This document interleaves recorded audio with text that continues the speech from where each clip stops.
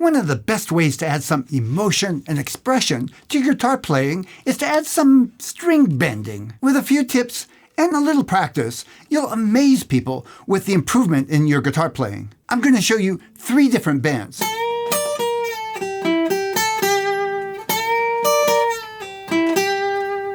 And I'm going to show you the technique to be able to play them easily, in tune, and without busting your strings. Watch to the end. I've saved one of the best tips for last. As a bonus, I'll show you a simple but effective exercise that you can use to get going with everything you've learned. Before we get on to the basic technique, I've got a few tips that will help. Let's do it. For the acoustic guitar that I'm going to use for string bending, I like to use extra light strings. Acoustic guitar string gauges are usually called extra light, light, and medium. There's a few hybrids. But numbers that go with them are 10s, 12s, and 13s, I believe.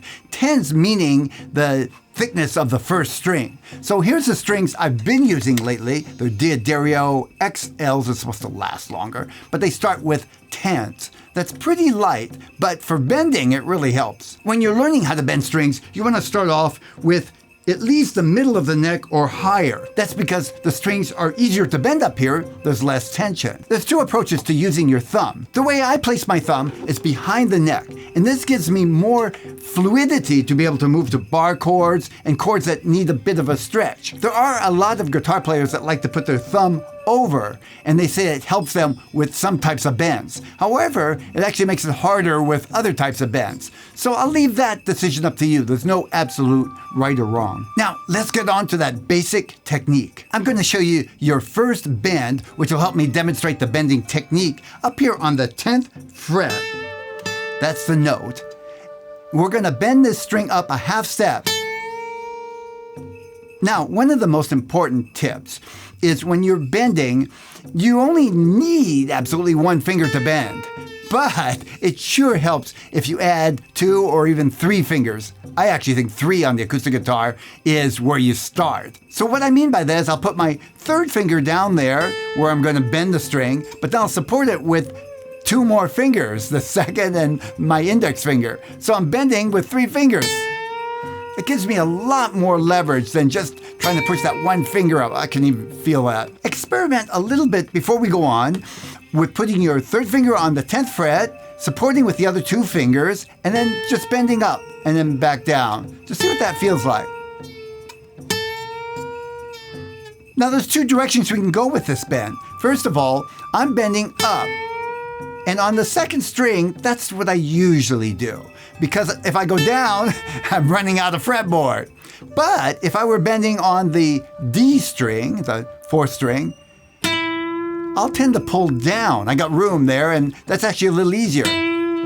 So when you're bending up, you're going to press down and up this way at the same time. I've heard the analogy to a snowplow, where you're kind of digging down and sliding across. So I'm pushing down on the string and then pushing it up this way, sliding across the neck. And that's why I wanted you to experiment a little with the bend, because as much as you want to intellectualize it, when push comes to shove, it's going to be getting the right feel through experience. Now for the downward bend, it's different. I'm curling my hand in like this. So I'm going to take this note on the 9th fret and I'm going to curl my hand in. Again, I'm pushing it down slightly as I pull it down so it stays against the fret and doesn't buzz. Try it with me. Come on. Pull. I'm on the 9th fret. Pull.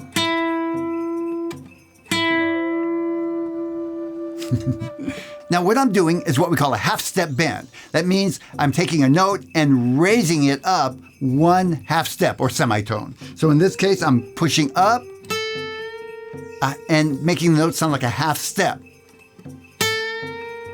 And here I'm pulling it down a half step. Now that you've got the basic technique, we're going to apply it to 3 different kinds of bends. The first one is vibrato, and I use it a lot in guitar playing. Because I use it so much, I'm going to show you 2 different versions of the vibrato. So here's the first one. Again, I'm using my third finger and a couple of fingers to support it. Here's what it sounds like. I usually just do it 2 or 3 times. It's not a long vibrato. The second vibrato that I use a lot is with my index finger. It sounds like this.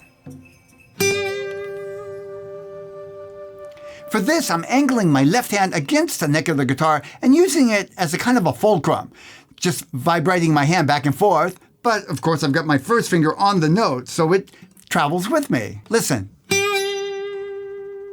Kind of a fast vibrato. So here's the 2 together. 1, 2. The next bend is an embellish bend, and it's pretty straight ahead. You go up a half step and back down. So it sounds like this. Try that. 10th fret, push up, and then come back down. In context, it might sound like this. You could play the notes, but the bend adds some expression to it, emotion. And then finally, the double half note bend. For this one, you push up a half step and then add a second note. Listen. In context, it might sound like this.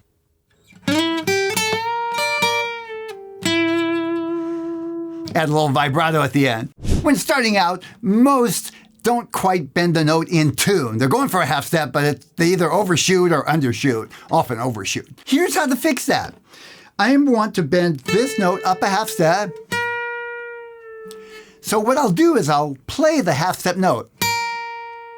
That's the note I'm after. I listen, now bend up and try to match that note. Play it again.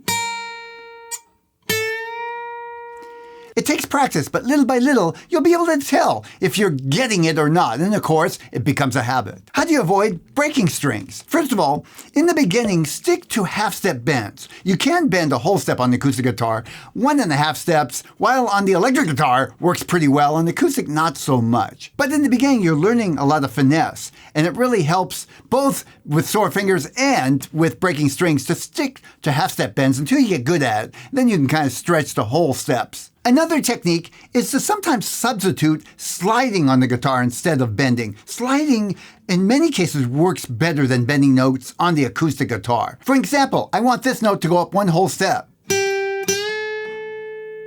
I could do it that way, or I could slide up.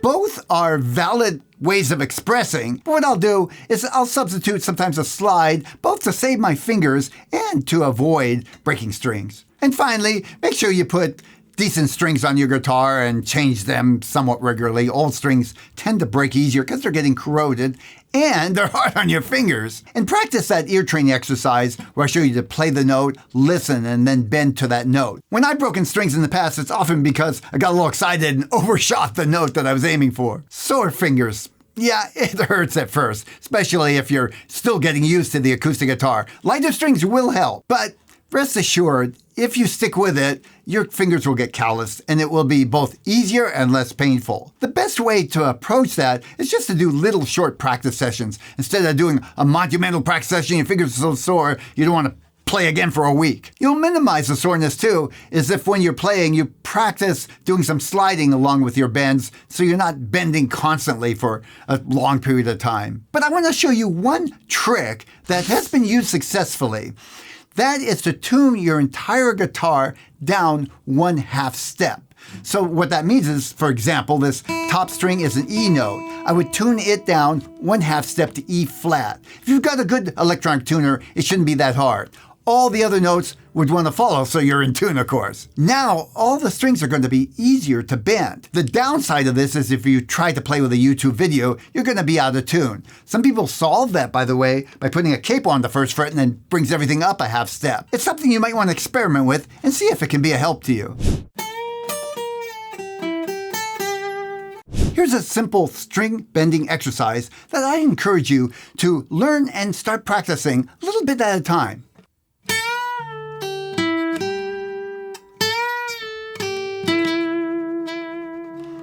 Now you'll notice I've used the basic string bending technique, but I've incorporated a couple different vibratos. First, I went up a half step, back down 2 frets, over, and back with a little vibrato, and then repeat that phrase, but end on that 3rd string. And a different vibrato, I'm pulling down on that note. So let's start with the first bend. Up a half step. Now remember to check you're aiming for that note, so make sure it sounds and doesn't overshoot. That note, that's the 10th fret, and I'm aiming for this note that's on the 11th fret, bending up to it. Back down. Together it's up, half step, back down 2 frets, strike the note, then over to the 3rd string, and back to that 2nd string. A little vibrato here. So you've got 2 things to practice. The bend, down, over, and vibrato. Work on that half first. Second half, up a half step, down half step, down 2 frets, strike this note, and then over to the 3rd string, and a little vibrato. Pulling down seems to work best there. All together, slow.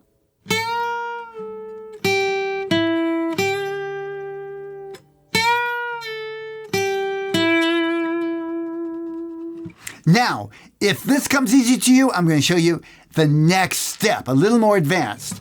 We're going to do that double note.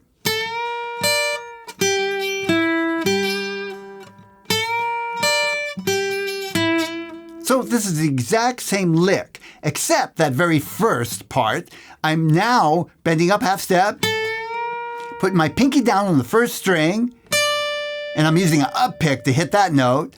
I let the note come down while I do that, and then go down 2 frets and finish the lick. Same vibrato. Here goes again.